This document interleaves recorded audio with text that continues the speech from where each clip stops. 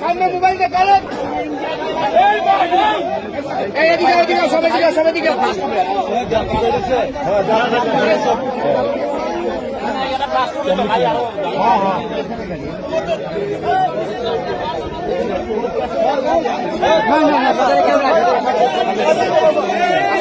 ভাই ভাই একটু ব্যস্ত হবো বামরাইল বাটাদোর মাঝখানে রাস্তার উপরে গ্রিন লাইন বাস আগুন লাগবে তো